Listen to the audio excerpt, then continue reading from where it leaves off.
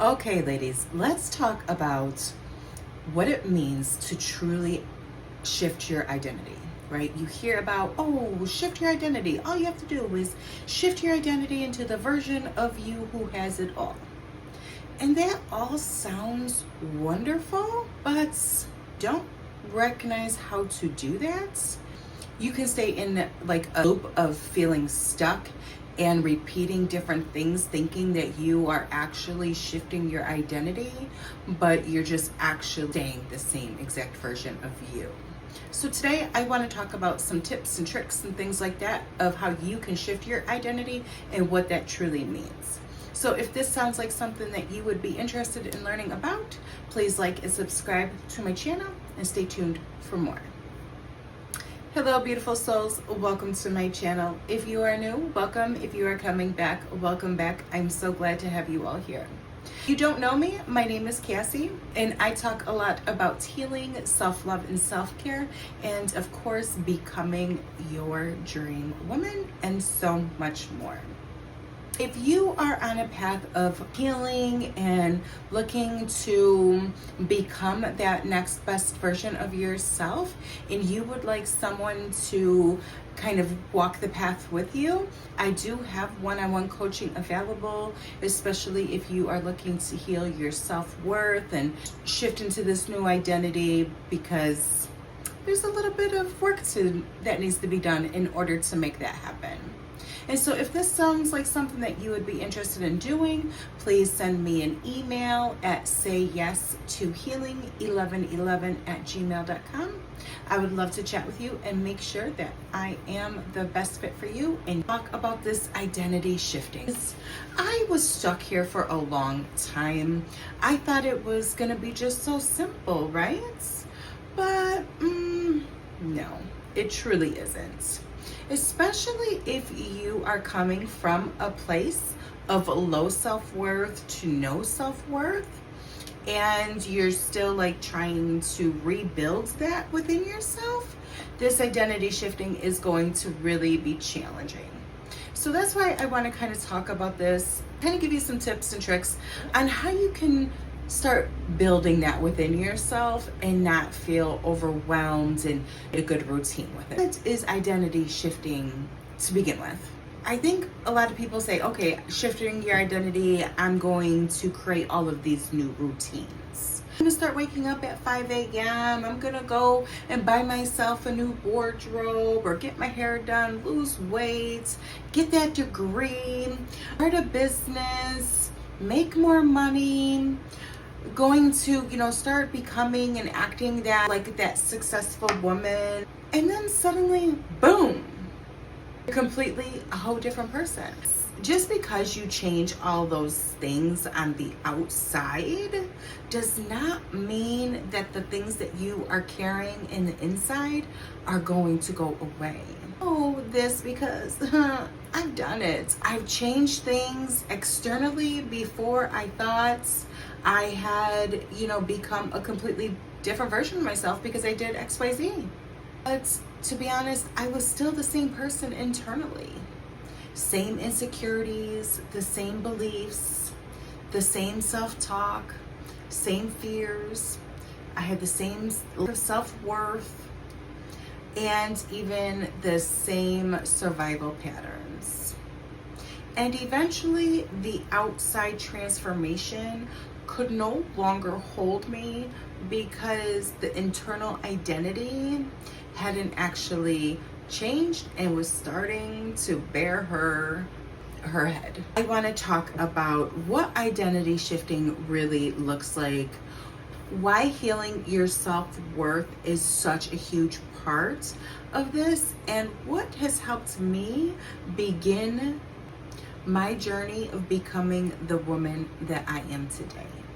If you want your dream life, you have to become capable of holding that life, handling all of the things that come with that life. And sometimes the biggest transformation isn't just changing your circumstances, changing who you believe that you truly are inside out. The first thing that your identity is kind of attached to. Well, not kind of, but is, right? Identity is attached, connected to your beliefs. So if your identity is deeply connected to the beliefs that you have about yourself and about the world, then let's think about it.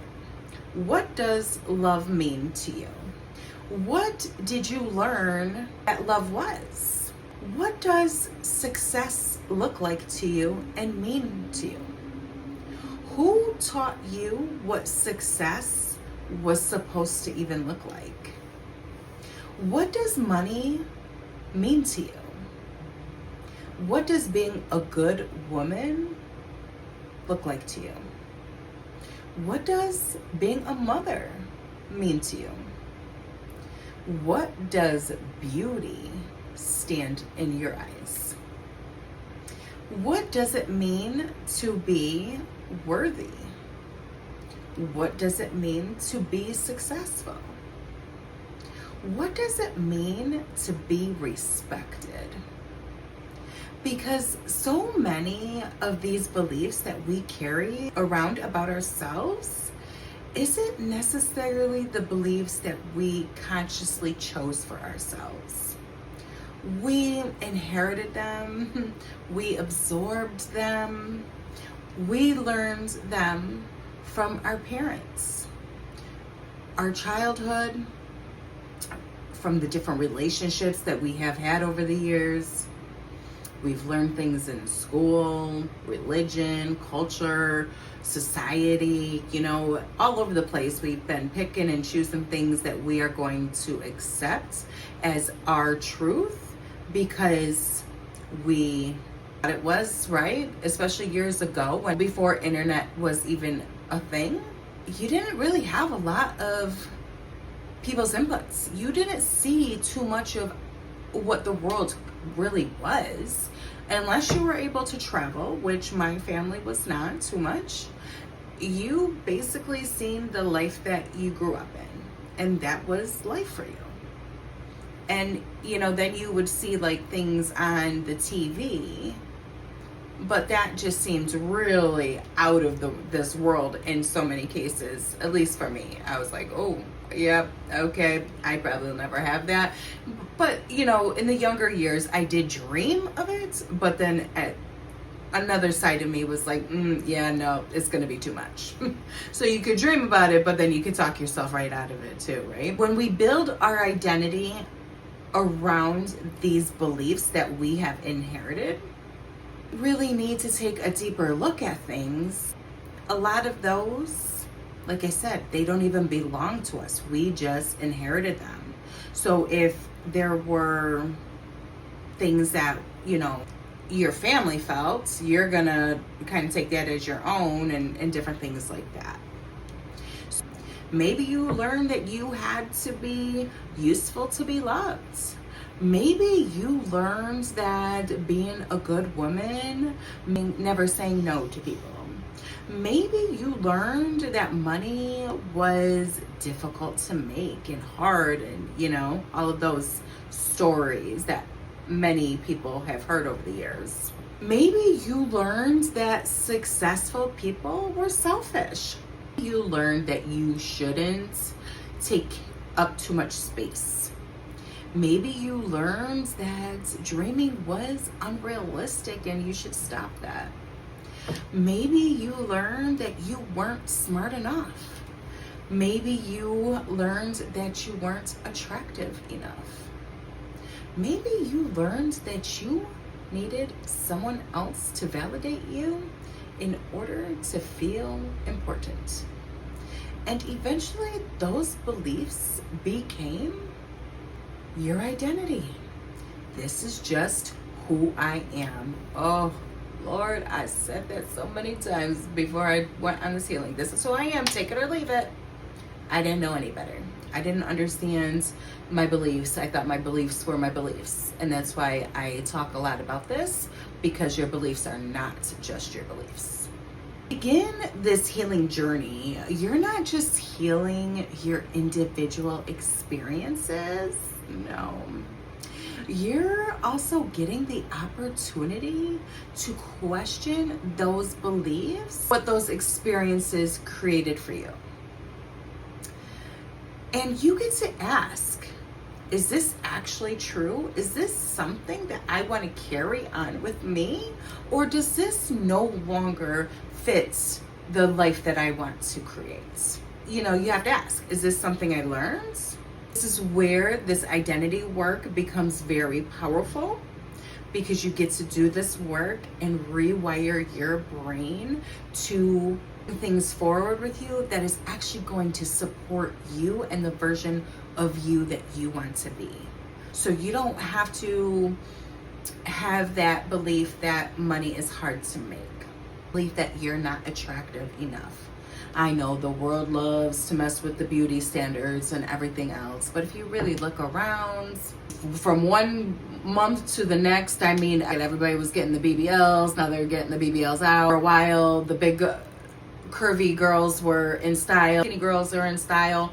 So, you know, I wouldn't base your beauty based off of the world's beauty standard, because if you do, you're gonna be on a roller coaster ride forever.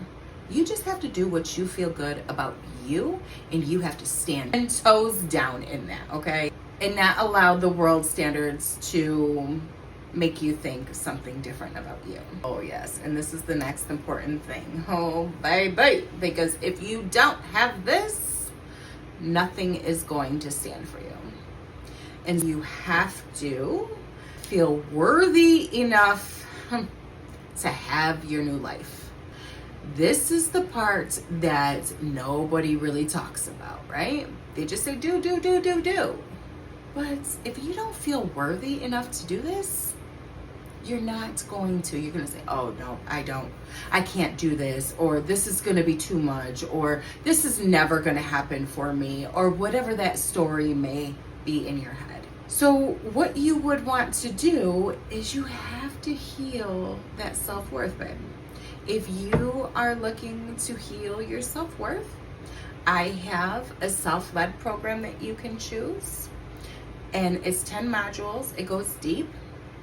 And then I also have one-on-one coaching available too, if you want to, have accountability and work with somebody who did this, because these things that I have in my program is exactly what I needed to do to become the woman that I am today, and to feel worthy of building this life that I am currently building for myself. Don't believe that you are worthy of having it. You are never going to take the intentional actions, steps to get there. You are going to continuously talk yourself out of it, because you're going to repeat in your mind, I'm not enough, I'm not worthy, I'm not lovable, I'm not capable, I don't deserve this. And you're going to allow everybody else to dictate what you think about yourself as well, because your dream life is just about getting things. Oh, it's about becoming that version of you who feels safe enough, worthy enough, and capable enough to receive and maintain those things. So let me give you a little example of why these things are so important. And about 15 years ago, when I was in the midst of trying to transform my life, I was just focused on all of those things on the outside world, right? I've talked about this in some of my other videos, but I still want to talk about it today, just in case this is your first time coming to watch me, okay? So, about 15 years ago, I was on a journey of losing weight. I was getting fit for my wedding. I was so determined to lose this weight, not only for this wedding, but to even be able to fit into my wedding dress, okay? Because I got my wedding dress on sale and it was a bit small. I couldn't get it zipped. So there was a bit of pressure and determination around this, which I think sometimes helped me, because it just really was like, hey, I gotta go all in on this. And I ended up losing 35 pounds. And man, I thought this was it. I'm a brand new woman. I am feeling good. I look different. My body changed. The clothes fit me differently finally. And people noticed, definitely received more attention. But internally, I was still me on the inside. I still had that same negative self-talk about myself.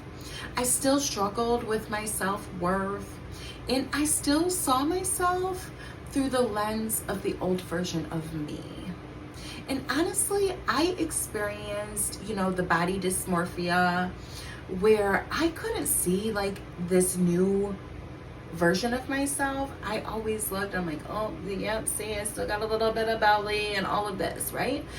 And it just triggered like always looking at the bigger version of myself.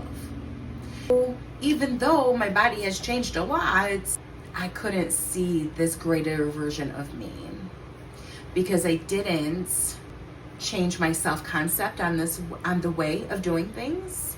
That wasn't even a part of anyone's conversation, right? It was just the focus was on the look.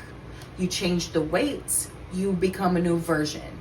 You get a degree, you could become successful. And all of that sounded great.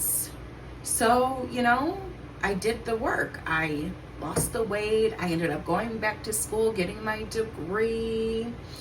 I, got married, but even getting married, my identity didn't change. Buying a new home, that didn't, work. Like nothing really worked. And even after my divorce, if I didn't choose to take this healing journey on and really look at myself, I would have stayed the same. I would have stayed the same version of me who felt unworthy, probably attracted another unhealthy relationship because that's what I was used to. That's what I grew up with. That's what I felt worthy of. And that's what my nervous system found to be familiar. So it felt normal and conduct myself the way that I was until it didn't, right? Until I was like, whoa, something has to change. I cannot keep on doing what I'm doing because this is no longer working for me. I had to, start changing the way that I talked to myself. My self-talk was terrible. I would tell myself that how fat I was, how stupid I was, that I was terrible because of the, things not working out, or maybe I overreacted and didn't really come off the way that I wanted to, that I wasn't good enough because, no matter how much effort I'm putting into things, like my life still really wasn't changing into the life that I wanted. And it would just constantly go on repeats. And if you just try to tell yourself that you're beautiful, right? You're beautiful. At first, if you don't truly believe that you are beautiful, you may feel a bit of resistance to that, right? Because you truly don't believe that. But keep going, okay? Don't stop just because it feels uncomfortable, because our mind is created to push away things that don't feel comfortable to keep us, quote, safe, right? That's why every time we try to do something outside of our comfort zone, it's a lot of resistance with that. Don't allow this resistance to change the way that you believe about yourself to keep you in the same loop. You have to just have some, love for yourself, have some patience, and just keep going with it. That yes, you are beautiful, and just pick one thing that you like today about yourself, okay? And what helps me with this is actually doing things that helps me feel more beautiful, that helps me feel better about myself. You are just saying that you're beautiful, but you're showing up in the way that you're waking up, maybe you won't really feel that you're beautiful, right? So you have to do your hair, you have to put your makeup on, whatever makes you feel beautiful. Do those things and don't stop. Okay, no matter what. So if you're a single woman and you're looking to get in a relationship and you're doing all of these things, taking good care of yourself, and then you get into the relationship and now you're in this relationship and you stop. No. See it all the time. I've done it myself, is that we get on this good path of taking care of ourselves, and then we end up getting in a relationship, or life gets busy, or we become a mom, stop taking care of ourselves. And then guess who suffers? We do. We feel like shit about ourselves. And why? Because we are no longer doing the things that make us feel good. So what can happen now is you've done all this work to feel good about yourself, but if you don't continue with this work, you can start feeling unworthy again. This is going to be a lifelong practice of making sure that you feel good for the rest of your life, because one situation can cause your self-worth to feel like crap, especially if you've already had it pretty low at one point in time. Just continue on changing that self-talk. But one thing that really helped me change that self-talk was affirmations, right? I'm beautiful, I'm confident, I'm successful. At first, I kind of just listened to a video that I found on YouTube.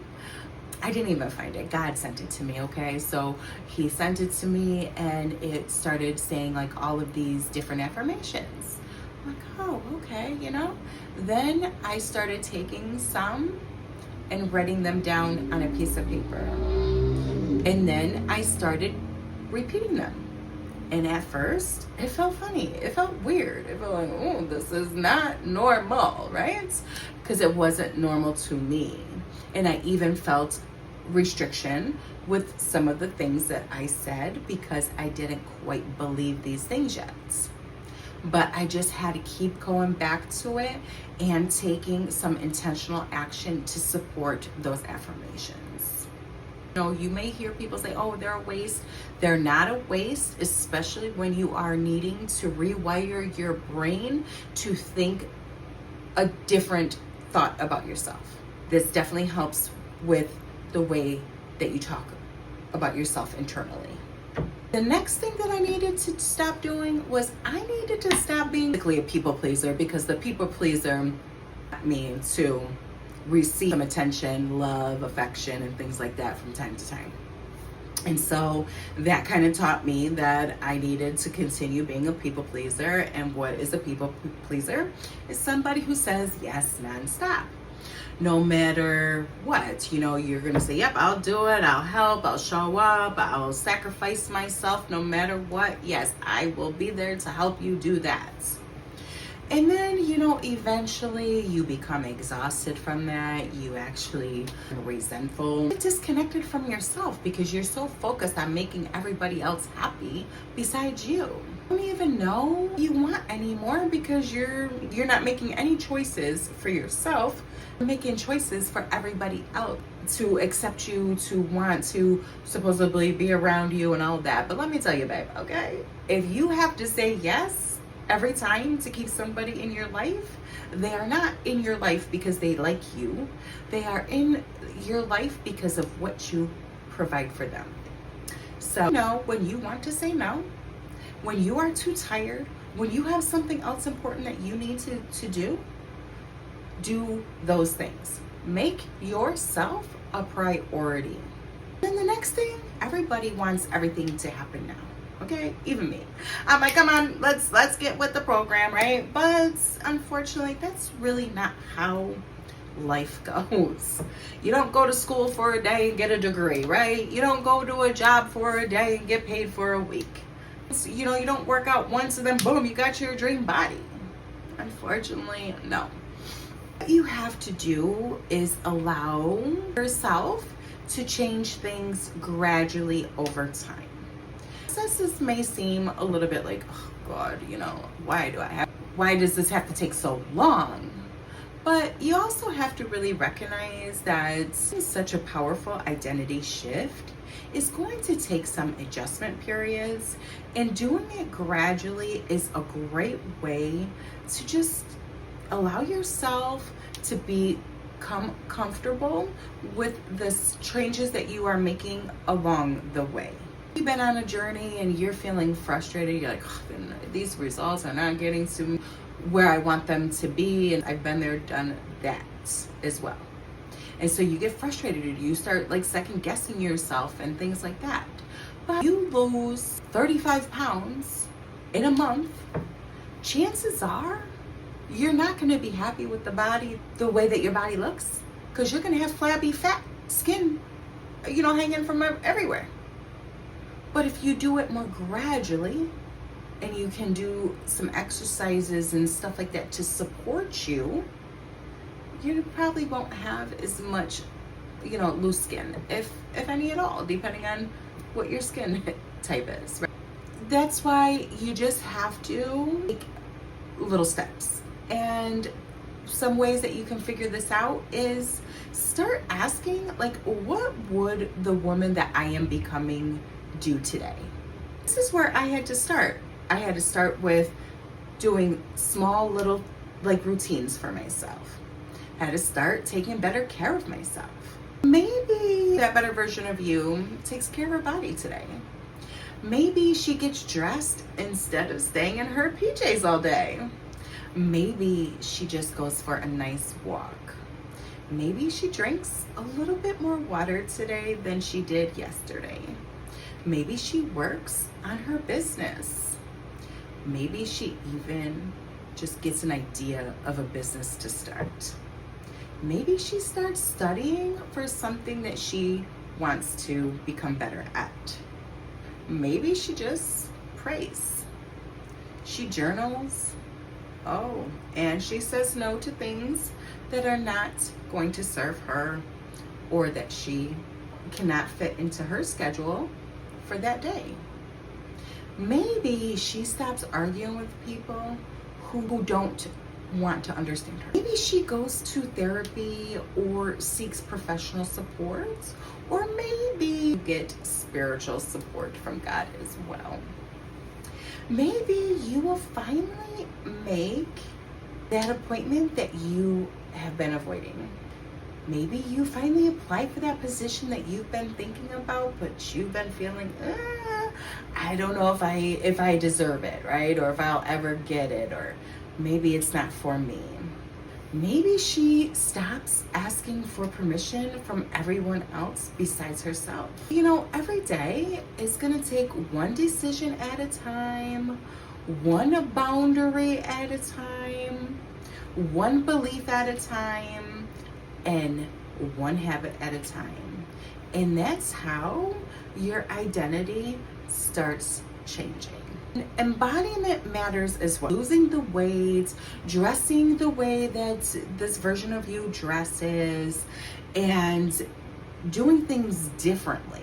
Because if you don't change, nothing will change life, right? What I found to be helpful was taking those intentional actions to support the things I was telling myself. So I started doing my hair. I bought myself new wardrobe to look the way that this version of her would look.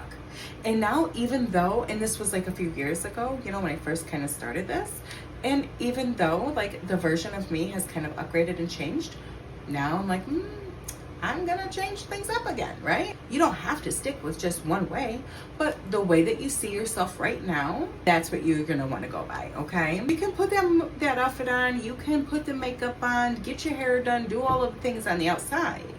But if that version of you on the inside doesn't match the version of you on the outside, you're going to bump heads. It's when you start doing those more positive self-talks and you do the healing work, and you start matching that with looking good on the outside, oh girl, you show up as the more confident, stunning version of you. And you're like, whoa, who am I today?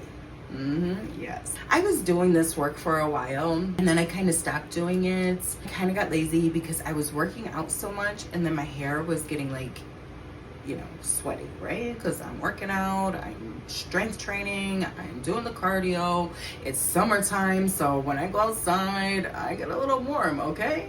And so I didn't really feel like doing my hair all the time. You looked and seen my videos. I've just been putting it up in clips a lot lately because I just was a little lazy in doing my hair. But I actually took the time and I blow dried my hair very nicely, and I was like, oh yes, I like this look. And so I will be doing this a lot more often than I have been, even if I'm still doing my workouts. Beauty does not come from the lack of doing nothing. You have to do some things that make you feel good. Sometimes you can kind of revert back to those old habits of just wanting things to be easy, but those easy things, I didn't feel my greatest, right? So we're like, no, we're not doing that anymore. We're coming back. And so the next part is taking care of your body. Shared of how much I exercise and things like that. And I love exercise, not just to change my body, to be honest. Exercise has saved me years of depression, anger. It was just a way for me to move my feelings out of my body. Especially years ago, before I did this healing work or anything like that, moving my body was just a way for me to get my stress out. Well, at first it started off with, getting fit to get into my wedding dress.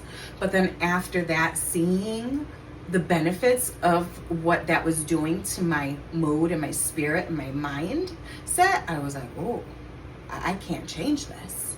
And when I first started this fitness journey, I was doing cardio, okay? I was doing Insanity. Yes, Insanity was like my first fitness program. And I know, intense, right? But I was like, yeah, I need intense. Like, that was the thing. You push, push, push. You're going to get all these amazing results. And girl, I did, okay? I did get those amazing results from doing all of that tough work. But I also had to make sure that I was eating very clean. Process, I didn't eat out for 2.5 years. I refused to even go out for a dessert.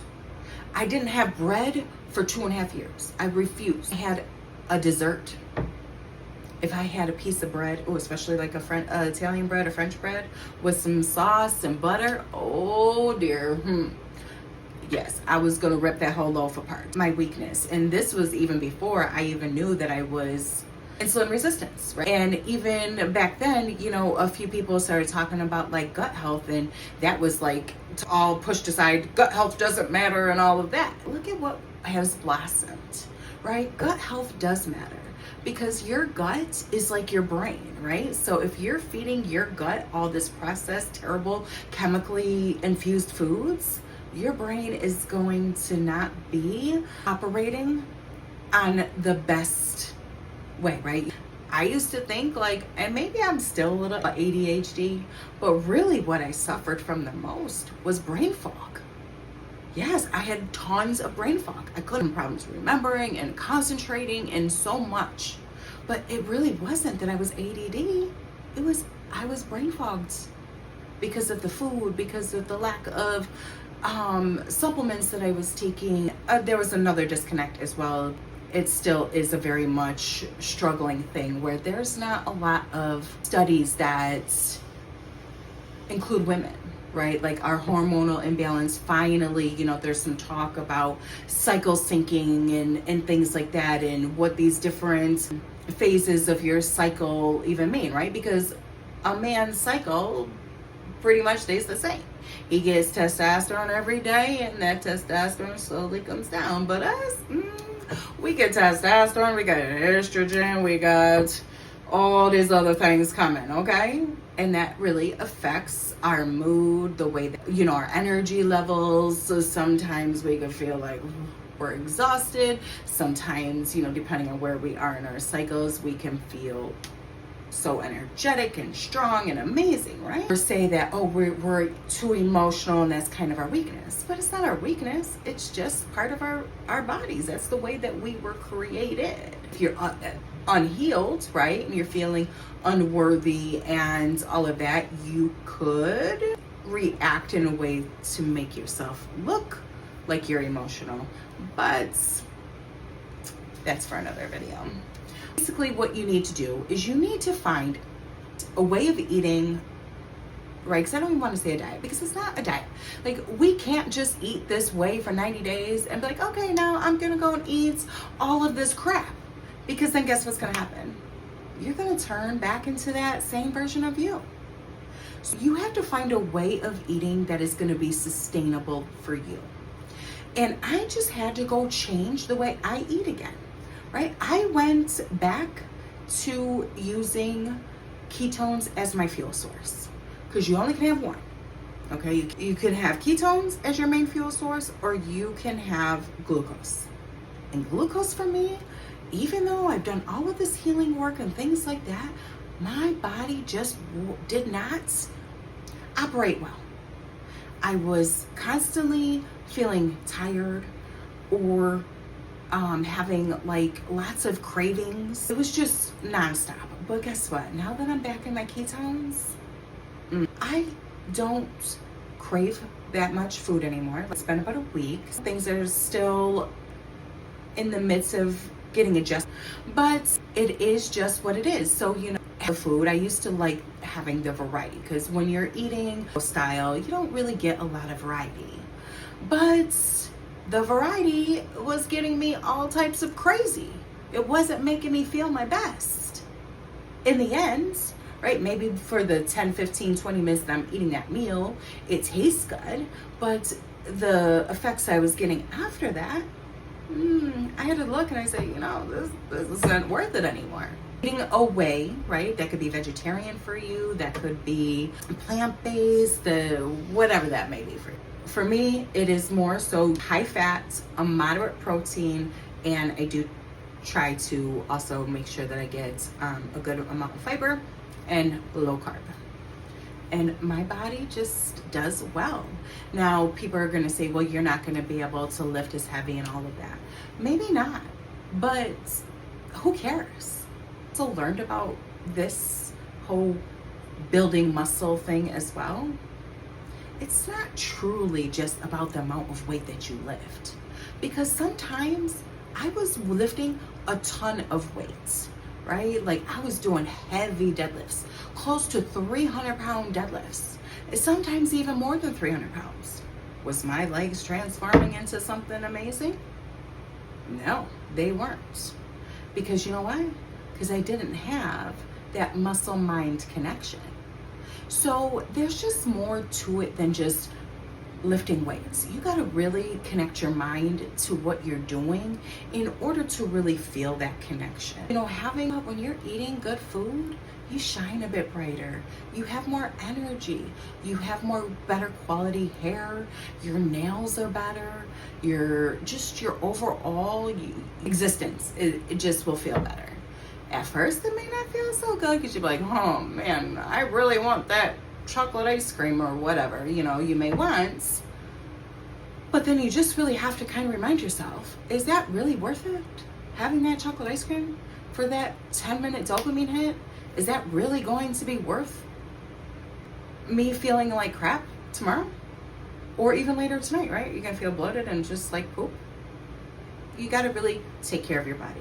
And the first thing that you have to do is eat healthy. You could be in the gym, but you are not eating a proper diet for your body type, then it's going to do you no good. Drink your water. Make sure you're getting your electrolytes in there, because that is very helpful for you to keep your energy and your hormones and all that balanced. And you know, when you feel good in your body, girl, guess what? Your confidence goes up, you feel more healthy, you feel more energized, you feel more mobile, you are more confident, and oh yes, you feel more powerful, because you are just feeling so good. And when you feel so good about yourself, you just show up way differently. And watch out too, if you're single, because those men are gonna be chasing after you too. That creates, you know, support for that new version of you that you are in the midst of becoming. it's like, okay, yeah, this is her. She's unfolding. And it's wonderful. And another important thing that I had to do, and I still do to this day, and I will never stop, is journal, pray, and I do 2 types of journaling. Actually, I do like 4 different types of journaling, but we'll just focus on 2 today. This type of journaling that I do is I journal like my emotions. I get out how my day was the day before. So I don't do it at night. Some people do it at night. You can do it at night. It doesn't matter when you do it, whatever fits into your life the best. I do it every morning as my morning routine. Of like the day before. I reflect on the day before of what went right, what went wrong, what I want to change, and things like that. And being able to unload the emotions is good. And now part of that may be fitting for me too is because I usually do a little nighttime prayer, and there I kind of talk about some things that has bothered me as well. But I also do my morning prayer too. Yes, I pray a lot. Okay. Yes, and so I pray. I journal, and I journal 5 things that I'm grateful for every day. And that helps me look for the positive things. And that has helped me so much this year because, if you haven't heard, this year has been a tough year for me. There's been a lot of heavy energy. There's been a lot of healing, and just holy cow, I just never really thought that this year was going to be this way, right? I thought it was going to be something a bit different. And so, we have about 4.5 more months left of the year, and I'm really hoping, because, we're in this current eclipse season right now. We're in the 7 days out from the second eclipse in the Pisces that is going to be happening for this eclipse season. And this eclipse season is still kicking my butt a bit, okay? I'm not even going to lie. There's just been a lot of things that, coming up that I need to release. What people don't understand on this process of healing and transforming, and maybe sometimes too, I may not have the full understanding of it either, because I get aggravated with some of this process that God does. But every time, that we kind of overcome this, I do feel better overall. But going through these different areas in life can feel very frustrating at times. God has been bringing some stuff up that I needed to clear and release, hopefully for the final time, because I really am done revisiting this stuff. This gratitude journal has helped me look for the positive things, because I keep on having stalls and just things are not working out for me in the way that I would have hoped and expected. We think you work harder, you do this, you do more, you put this and that in, and you get some changes. And unfortunately, that doesn't really work neither.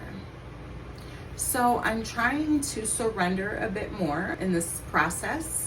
I am very grateful for my spiritual therapist, aka God, because he is really thorough with this, maybe too thorough if you ask me. But I want to be able to hold the life that I am trying to bring in. And if I was still holding on to some of these things that have been coming up for me, I may have self-sabotaged myself later on, not really realizing why. Some of it is for the greatest good of ourselves, even if we don't recognize it. This next step, which is really important, and I never even heard a lick about this before I got on my healing journey. Okay, maybe you don't know if this is your first time visiting my channel, but I became a single mom at the age of 15 years old with my son, because my son's father was in a tragic car accident and died. So at the age of 15, I became a single mom, and I was 6 months pregnant. So I was still even pregnant when I became a single mom. It was really a very tough part of my life, trying to figure this out, and not having any much family support in this process also was very tough. With that, this is the age where I remember this happening. I didn't really recognize it at the time or even know what it was, but I turned very numb. I couldn't really feel lots of emotions. I was just very matter of fact. Or if I did feel emotions, I felt anger. I was very angry about life, about my circumstances, about everything. I ended up, carrying that weight of the world and that anger with me or whatever. And eventually, sometimes as I gotten older, I talked to my doctors. I tried to talk to counselors. I tried to get help, but everybody just wanted to give me a pill because I was feeling a bit depressed. But nobody gave me tools on how to deal with my emotions, even this anger. Nobody told me to go work out. Go do 10 push-ups a day. Go journal. Go see a counselor. There wasn't even many counselors, and I was paying actually out of pocket for a couple months, and I was finally seeing this woman. I would go, or every week, I would go and talk, and it was the same thing over and over. She didn't give me any tools, and I finally had to ask another therapist I met. I said, why don't you give us tools? I said, well, my way may not be what you believe. Well, honey, who cares? Yeah, talking about our problems does make us feel good for that moment. It does give us that cheap dopamine hit.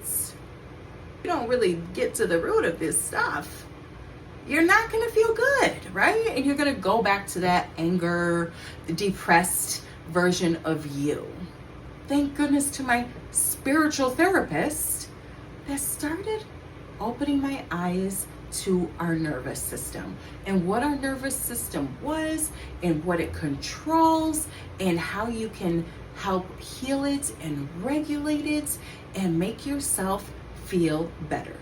The mindset and your nervous system are very connected, and they're going to control everything. Your subconscious mind say, yes, I want to change my life, but then that subconscious mind that actually controls 80% of your decisions is gonna be like, no, we tried to do that before, right? And look at it, didn't work. Our nervous system, especially if you have been in survival mode like me. I was in survival mode from 15 until about 2 years ago. Yeah, it's many years that I didn't even really realize it. I was just thinking that I was fucking normal. How do you even know?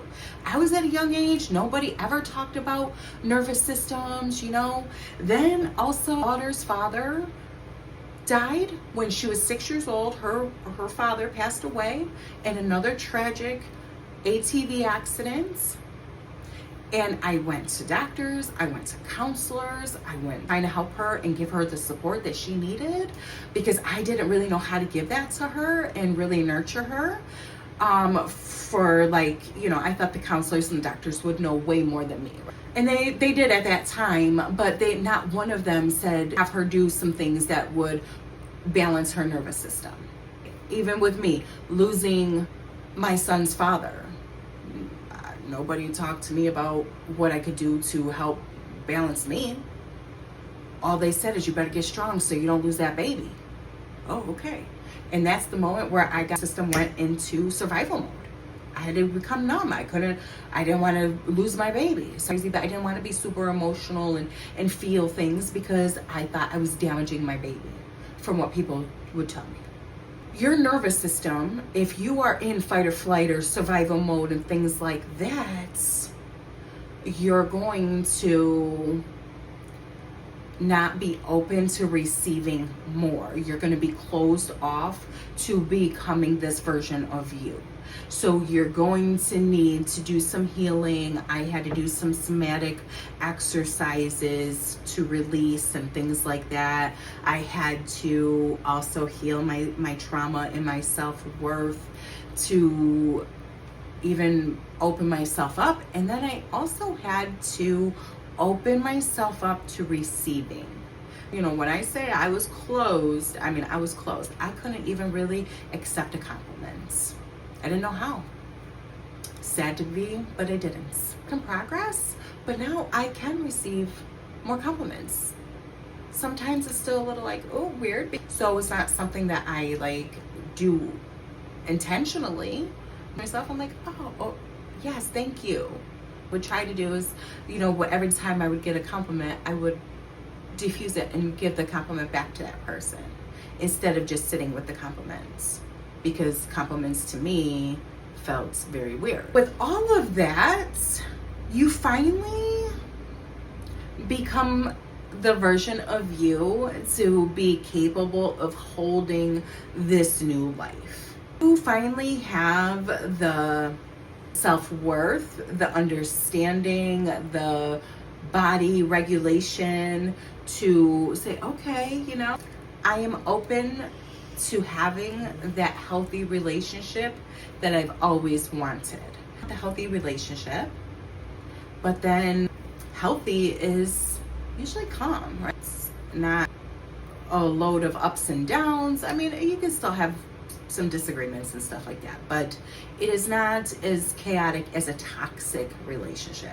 There's not going to be super high highs and super low lows and all of the in between, and you know, the codependency and the trauma bonds and all of these different things that, you know, you are thinking is exciting because that's what you are used to because of your childhood. Especially if you had to like earn your love from your family.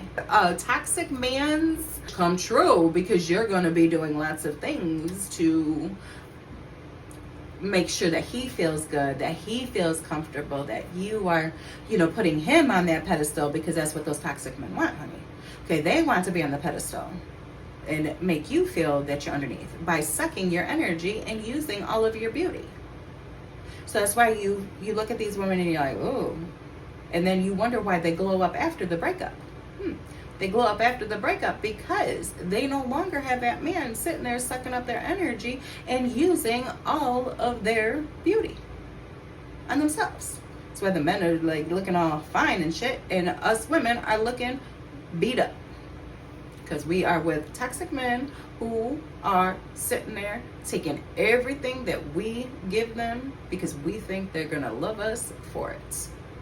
And that has been proven, at least for me, not to be true.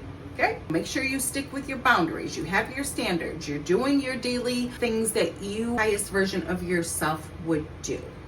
You have your routine. You're taking better care of yourself. You're just feeling so much better about it. The majority of success is actually about your mindset. Okay? I used to think, of the world, I think used to think, to be honest, besides the people who lived a different life, but most middle class to lower class, you know, individuals felt for the trap of work harder and you'll be able to live this grand life, especially here in America. Not too sure about other countries, but here in America, that was the motto: work harder and you can have your American dream. But working harder never got me close to my American dream. Working harder actually got me nowhere, besides maybe having a little bit more. So if you are in middle class, be aware. Do you ever wonder why you get a raise, but you never able to like still save money, just getting sucked up from somewhere else? That's because your body, your mind is not thinking that you are worthy enough for that more money. So you are just going to spend it and you're going to lose it because you're not feeling worthy of having more. And I never even realized that until recently. I'm like, oh, because, you know, I would get a raise, paid off my car payment, and I still didn't have any savings, really. I wasn't getting any more because I was self-sabotaging myself any chance I got without even really noticing what I was doing. Where you need to put that hard work in, babe, is you need to work hard on your healing. You need to work hard on changing your mindset, regulating your nervous system, and fostering good, healthy habits for your body and your mind. And just know the world is changing, okay? There's a lot of talk still, right? Like, oh, ever since COVID, life has been different. Yes, life has been different since COVID, because the life that we had from COVID seemed normal because that's what we had, adjusted ourselves to. That's what we accepted and believed was good for us. But if you really go back to before COVID, we weren't any better off. We were still struggling. We were still, having to try to work our butts off, work harder, right? To try to get more and do all of these things. We thought the school had the best, system for these kids, but look at it now. The truth is all coming out about everything. The medical system is a big failure. I mean, it was struggling before COVID, but now it is even more. And you could even tell that it was a failure during COVID when they were letting the people go just because they didn't get the shots. And all of the things that they did to those people, especially those elderly people in the nursing home during COVID, and it was all a sham. And I'm so angry because my grandma was part of that, and her health went downhill since COVID because of those bad treatments, because we couldn't get in there, because we couldn't see nothing, and it was just bullshit. You knew it was bullshit too when they were taking everything down. You couldn't have your own beliefs. You were a conspiracy theorist. Yeah, I believe those conspiracy theorists more than anybody now, because those conspiracy theorists has been right on this whole time, because the old system didn't work for us. The old system is collapsing, and that's why everything is chaotic right now, because you can't rebuild something on quicksand. You need a firmer foundation. They say the Rockefellers are this or that, whatever. Nobody will ever know. But the government and all of that really aren't the people who are running this world. They're the puppeteer illusion of this world, that the government is truly the ones. Rights to work, we had no rights to vote, we had no rights to nothing. And that was purposefully done because you know what? They knew we as women are strong, okay? They know that we are powerful. We are the only humans that can bleed for a week every month, grow another human inside of our bodies, give birth to them. That was our power. Well, they tried to make us think that we weren't powerful. So they wanted to make us think that we were just here to become baby makers. And so for a lot of times, women thought that that's what they were here to do.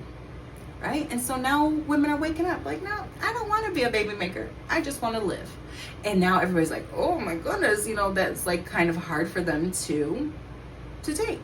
Then now, our pay isn't even as good as of a man's. Bullshit, but because it doesn't work out on the other side for us. So if I go to school to become a nurse, I pass my tests, I pass my boards, I do all this, I become a nurse. Yay. And I get paid $55,000 a year, right? I don't know where, but just bear with me. I'm a woman, I get paid $55,000. Well, George is also in my class. He graduated. We went and learned the same things, doing the same things, and now he's making $70,000 as a nurse, and I'm making $55,000. But as a woman, if I went back to school to be a mechanic, and women aren't very popular in the mechanic world, right? I wouldn't get paid more than a man, just because there's not many in mechanics. They want to pay a man more for the nursing career because there's not many men.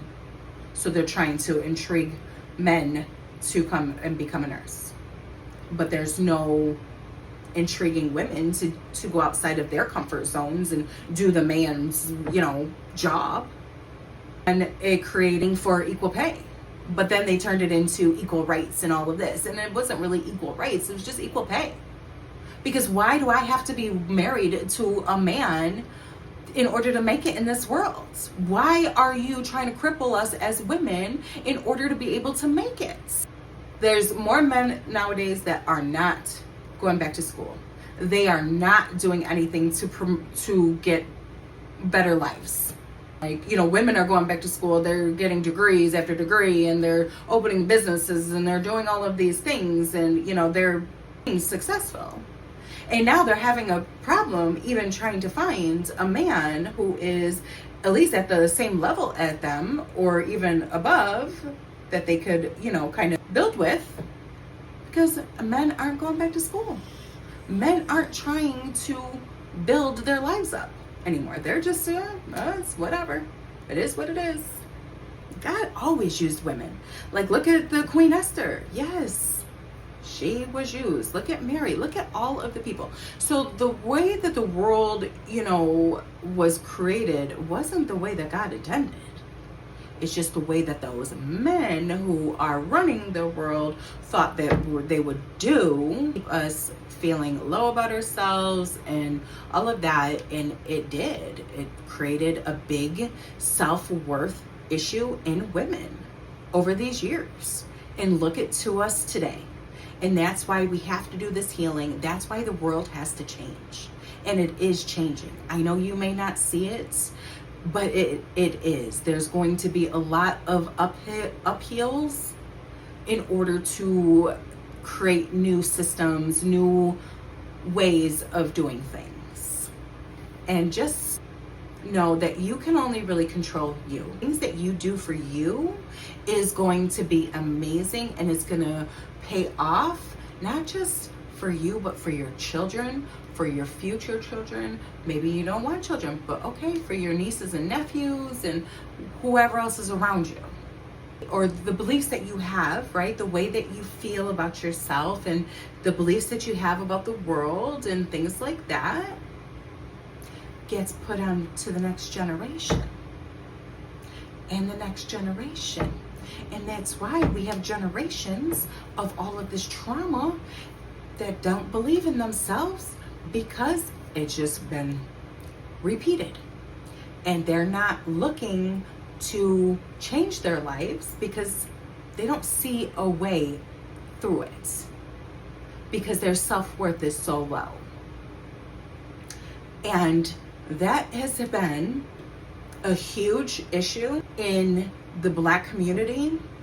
Can't talk about all states or whatever, but here in New York, it's a huge issue because their self-worth has been brutally attacked for decades. I don't think half of these families that are carrying the slavery self-beliefs, I don't think their families even suffered from that, but they carry it because that was the belief that their great-grandma back in the day, great-great-great-grandmas believed, and it just got sent from one generation to another.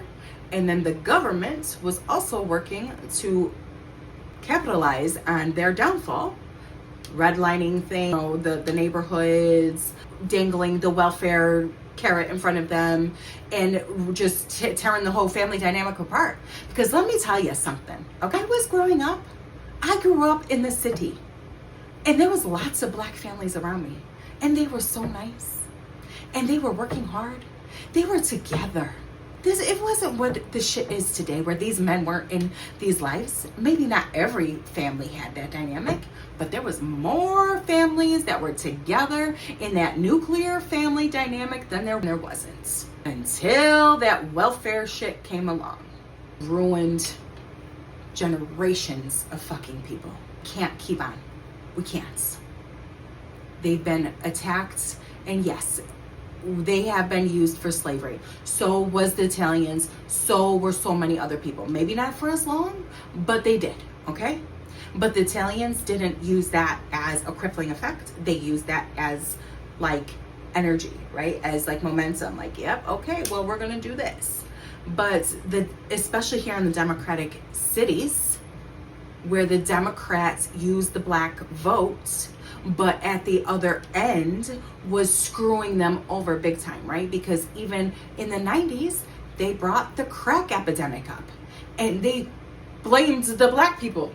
They were setting up the Black people, and that's why the Black people were known as the drug dealers, put into prison for life sentences, longer than murderers, longer than people who molest and rape people because they were selling crack, cocaine, weed.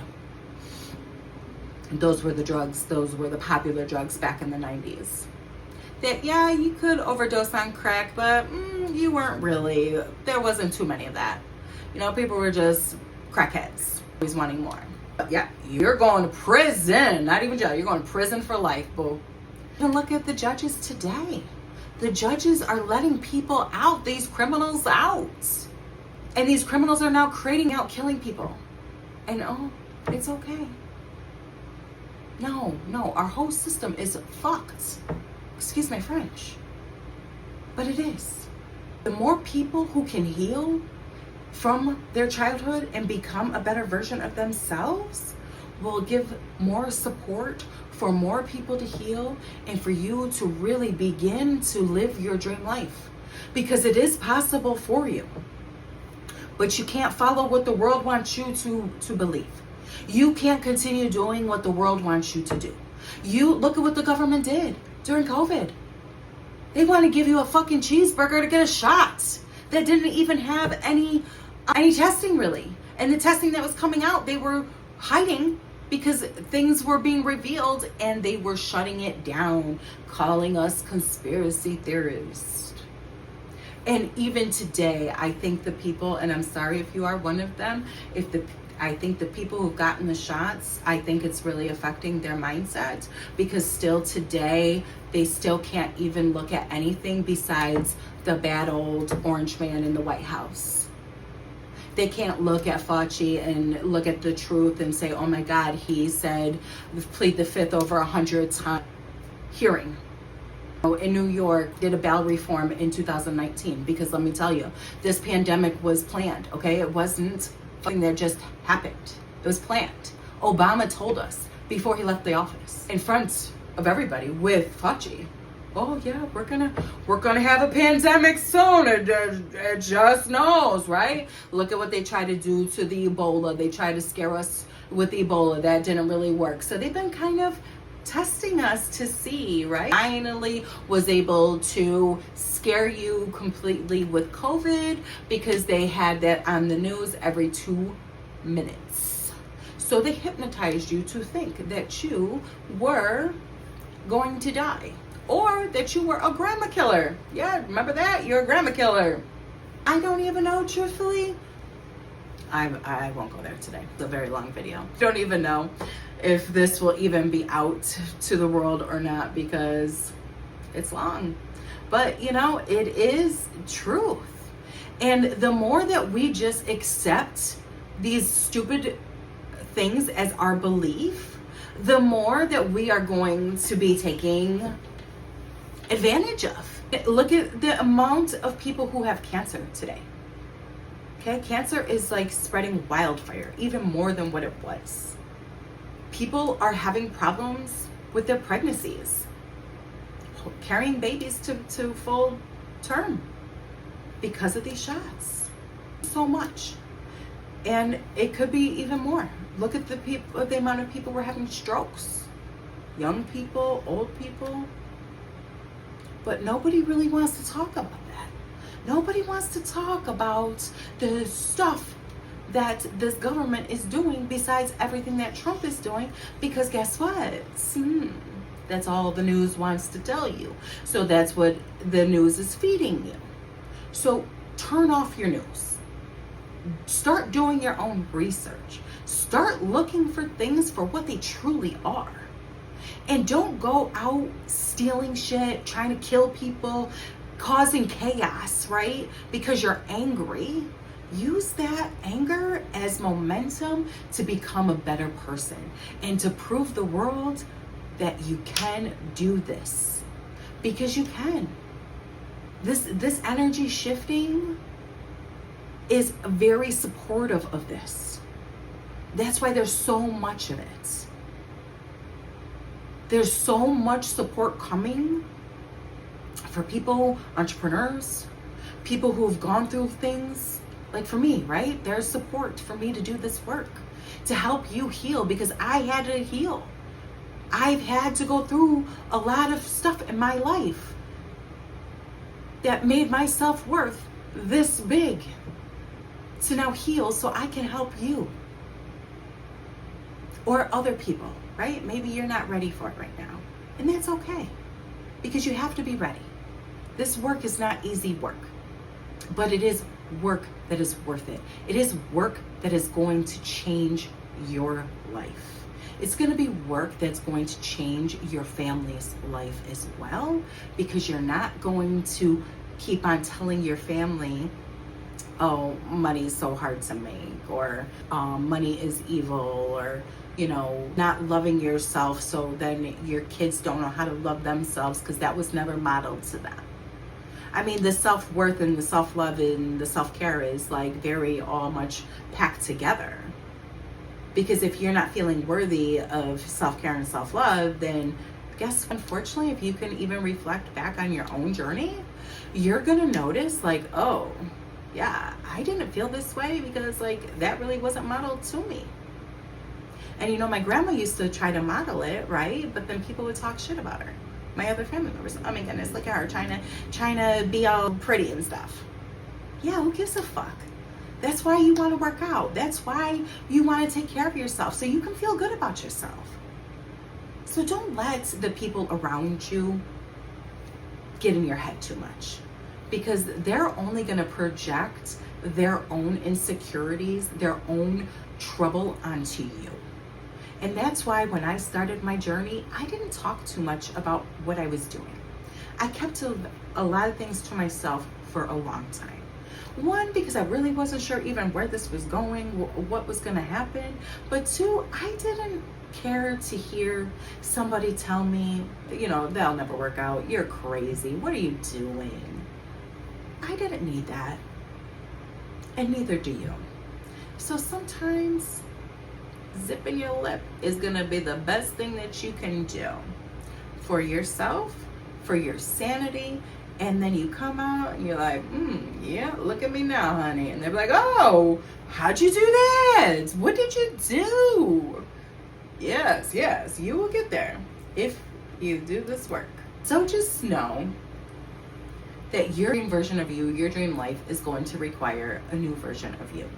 Because that person, like for me, right, being in that survival mode, being numb, not feeling worthy of myself, feeling all of that negative self-talk, thinking money was so hard to come by, feeling very scarcity about life and what was even available to me, isn't going to bring me my dream life, right? It was only going to bring me the life that I was currently living prior to doing this work. In order to have your dream life, you have to get a new mindset. You have to heal, and you have to believe in a new version of you and the new possibilities that are waiting for you. Your new identity starts with a decision today. I want you to ask yourself, who am I right now? And be honest, because it's not who you want to be. No. It is, who are you right now? So next question would be, or what do I currently believe about myself? Yeah, this is going to be good. Write all these things down, right? Of who you think you are right now, not who you want to be, but who you are today. What you currently believe about yourself. Then you got to look at those beliefs, and you have to figure out which ones did you consciously believe. And I bet none of them. I know I didn't. I didn't consciously take these beliefs as my own. I just accepted them because that's what I thought. Thought that was my truth because it was my family's, but it wasn't. Next one is, what does your dream woman believe about herself? So that dream woman, like, what does she believe about herself today? There's 10 questions. The next thing to ask yourself is, what does your dream version of yourself no longer tolerate? Like, what is she no longer going to tolerate? Is she going to continue tolerating disrespect? Is she going to continue tolerating people to only come around when they want something, when they need something? She's going to continuously accept the negative self-talk that she gives herself. She can accept that she knows that she deserves more, but she continuously talks herself out of it because she doesn't feel worthy enough to have it. She's going to continue holding that belief, or allowing that to happen. Or is she going to say, you know what, I am done tolerating this bullshit and I'm going to change? And what is something that she does every day? For me, I journal, pray every day. I move my body every day, even if it's just my walking. It's something. The next thing is, how does she speak to herself? What does your dream version of you say to herself every day? What does her self-talk look like? She's saying, oh my goodness, you're such an amazing woman. You work so hard for everything that you have. Be proud of everything that you have accomplished. Or is she saying, oh my goodness, you're such a dumbass. You're so fat. You don't deserve anything. What talk do you want to have? How does she handle difficult emotions? This is key. Because if you are just coming from an energy of acting instead of responding, you're going to be unhinged. So you gotta become emotionally intelligent so you no longer react, you respond. Or, a responder, oh, those people are gonna have fun with you. And then they're gonna do stuff to make you look like you're crazy because you're gonna respond. They might do it like undercut you, and then you're gonna respond. You're gonna be overly emotionally with it and loud and a bit out of control. And then they're gonna say, oh, see, look it. I told you she was crazy. I love to do stuff like that. So that's why you have to become emotionally intelligent so you can respond instead of react. And then what does she prioritize? First thing I want to tell you is that you need to start prioritizing yourself and your care. You need to fill your cup up first, even before you fill up your kids. Before you start giving all to your kids and stuff, right? Because I know everybody's like, oh my goodness, my kids come first. No. It shouldn't be. You need to come first because you are your kids' role model. You teach your kids on how to be. So if you are doing nothing for yourself, those kids are going to feel like, I don't have to do anything for myself. They don't have anybody modeling that back to them. People may come for me. Come for me, baby. It's okay. Because I was both of those versions of myself. And the one who put my kids first, she wasn't a very happy person because I didn't feel good. I was pouring from an empty cup. Exhausted, and you're just pouring from an empty cup because you're not doing anything to make yourself feel good about yourself. You're gonna just not come as the best version of you.